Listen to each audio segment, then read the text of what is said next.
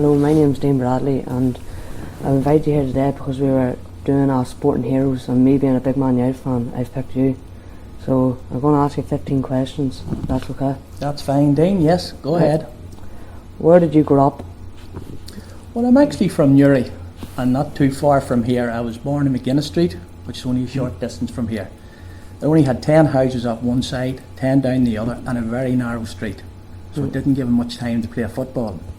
But the street beside it was Cecil Street, and it had a red gate at one side and a red gate the other side, and we used them as goals, and we played across the road. You know, obviously in our day there wasn't that much traffic, so we didn't have anything to fear. But shortly after that I moved up to Monaghan Row, and at the bottom of Monaghan Row was a play area with railings around it, and it was only about 10 metres long and 4 metres across. And to us that was Wembley. And that was spent the next 7 or 8 years playing in there in a small wee field just like that. Who was your favourite sports person when you were growing up? Without a doubt it had to be George Best. The fact that he was from Northern Ireland, the fact that he played for Manchester United. When we were all young, everyone wanted to be George Best. And I think if he had been around nowadays, he would have been an even better player than he was then. Because nowadays you have strength and conditioning coaches, you have dietitians, you have podiatrists, you have therapists, you have sports psychologists. The football pitches are better nowadays. Matches are never called off like they were in his day. They're never waterlogged. Footballs are even more advanced now than they used to be. So without a doubt it would have been George Best. What schools did you attend? Primary school I went to St Patrick's out in the Meadow, where one of my school teachers, Paddy Maney, he encouraged us to play both Gaelic and soccer. So when I left there, I went to St Coleman's College, spent the next 7 years up there, mostly playing Gaelic throughout, but I was definitely playing soccer as well. When I left St Coleman's, I went to Jordanstown. I wanted to be a PE teacher, and I was doing a 3-year teaching diploma. I did 2 of those years, and then I got a chance to go to Manchester. Spent 4 years in Manchester, but when I came back, I wanted to finish my teaching. So I went back to Jordanstown and said, I'd like to do my final year if that's okay. And they said, look, I'm sorry, that teaching diploma no longer exists. You'd have to start a 4-year degree course all over again. So that was the end of my aspirations to be a school teacher, I'm afraid. What was your favourite sports experience? Favourite sporting experience? I would like to say making my debut for Manchester United against Bolton, playing against Liverpool. But on a more local note, when I was up at St Coleman's, I was 3rd year, and they were opening a new wing to the school, and all the parents and families were invited up. And that also coincided with the sports day. And that particular sports day I was very fortunate. I got 4 gold medals. The 100 metres, 200, high jump and long jump. And I think the family was proud, and I was really proud that day as well. What did you prefer, playing football professional or playing with your friends? Well, when you're playing with your friends, you could be whoever you wanted. You could be George Best, you could be anybody. You could be playing for Manchester United, you could be playing for Liverpool. And that was the beauty of being a young lad. You could dream those dreams. Slightly different when you're a professional. Your whole livelihood depends on it. You have to be given 100% all the time, because if you don't, someone else is waiting to come in and take your place. The expectations are very high. The clubs want success. They want you to be successful. So the pressure's always on you as a professional footballer. What was your favourite childhood memory? I think I refer back to George Best. If memory serves me right, a friend of mine, his father took the 2 of us to Windsor Park in 1971 to see Northern Ireland playing England. George Best was playing that day. He just ran right round the whole England side. He really was outstanding that day. But the England goalkeeper, Gordon Banks, he had the ball in his hand. He threw it up in the air to kick it. And round from the side came George Best, knocked the ball to the side, stuck it in the back of the net. The crowd went nuts, but the referee disallowed it. Well, it was for foot up, dangerous play or whatever. But that was a great day down at Windsor Park to see Best playing that day. What advice would you give a person looking to be a footballer? I would say by all means follow your dream. It's a fantastic career. It's a wonderful profession. It doesn't last too long. It can be cut even shorter if there's an injury.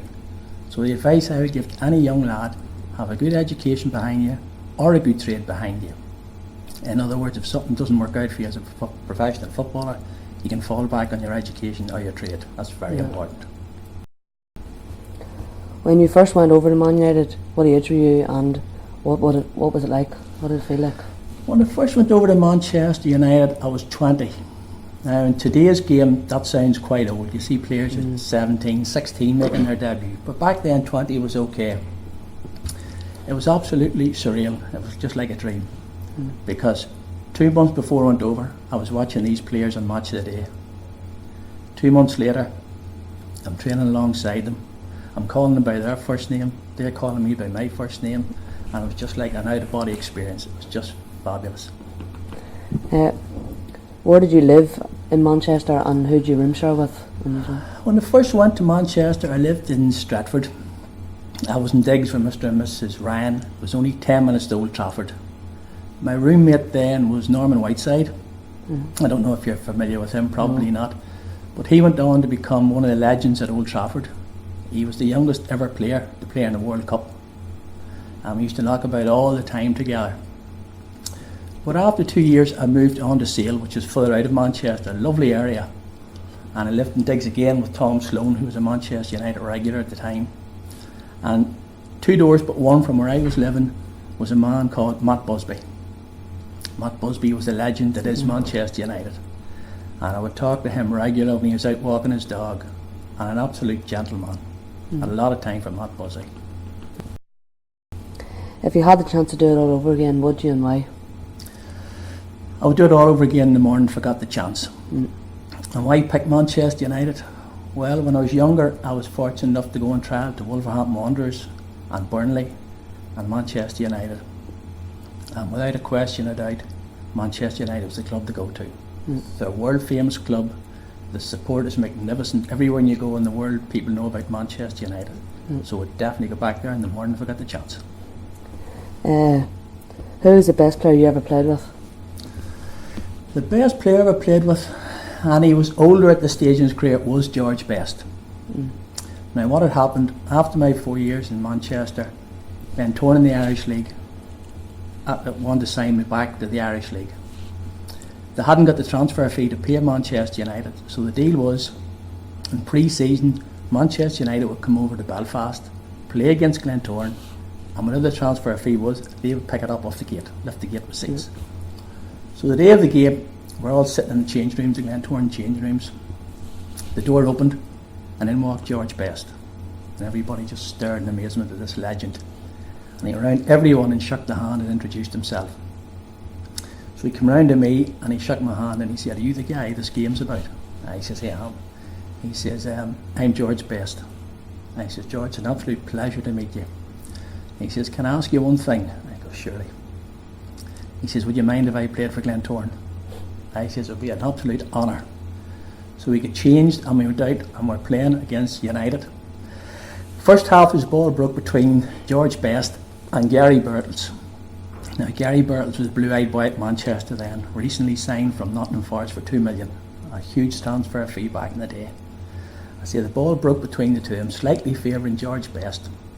So he got there before Gary Birtles, put it through his legs, what we call a nutmeg, hit a ball 40 yards wide out to one of our players. He turned round to me and he went, as if to say, "I still got it." So when the game was over, we're back having our shower anyway, and he came over and he says, "Thanks for letting me play today." And he says, "George, it's been a pleasure to be in the same pitch as you." Who was the best player you ever played against? Ooh, I would have to say Kenny Dalglish at Liverpool in Scotland. Christmas Day 1978, we were training at Old Trafford Christmas morning. We got a few hours to ourselves, and then at 4 o'clock in the afternoon, the coach took us away to a hotel out in the country outside Manchester. We had something to eat around tea time, and then most of the players went to bed about 9 o'clock. I still remember watching Morecambe and Wise on TV, because that was the main programmes on Christmas at the time, Morecambe and Wise. But I didn't really take much in with the excitement, the fear, the anticipation of the next day. So the following afternoon we arrived at Old Trafford about 2 hours before the game. The stadium was filling up, we got changed. I'm walking down the tunnel We walked alongside the Liverpool players who were all legends in their own right. They were a fabulous side then. And walking out from the tunnel, 60,000 supporters just went clean nuts. It was an amazing experience. And the thing I remembered about Kenny Dalglish, it didn't matter what angle you came at him, he just kept shooting the ball away from you all the time. You couldn't get anywhere near him or the ball. He had a brain on him like a computer, and his running off the ball and his goal sense was just absolutely amazing. The most difficult opponent I've ever played against.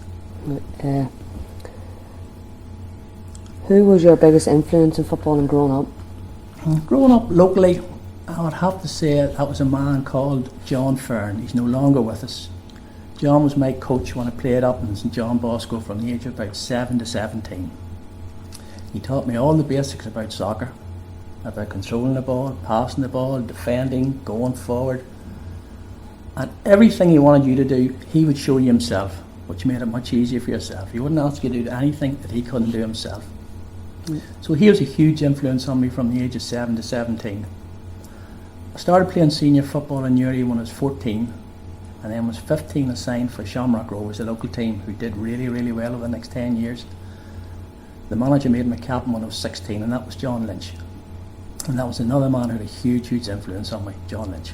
Yeah. What age were you when you retired, and why did you stop playing football? I had to retire when I was 31. Ironically, I was playing for Portadown at the time against my old club Glentoran, and coming up to half time went in for a tackle, and the tackle didn't work out too well for me, and I got a bad ankle injury. Now that was the last game of the season, so rested throughout the summer, and then reported back for pre-season, and the ankle wasn't right. So I went to see a specialist, and he says, look, I can do an operation, it'll probably give you another 12 months. So I thought 12 months time, I was 32, my career's probably over at that stage anyway. So I asked him if I didn't have the operation, would I still be okay? He says, you'll not be able to play football again, but yeah, you'll still be okay after that. So in a way I was glad that I could retire at 31, because I didn't want to be playing when I was 37, 38 and not be the same footballer that I was when I was younger. So I had to stop at 31, unfortunately. That's it. Thank you for coming. Not at all, Dean. Pleasure.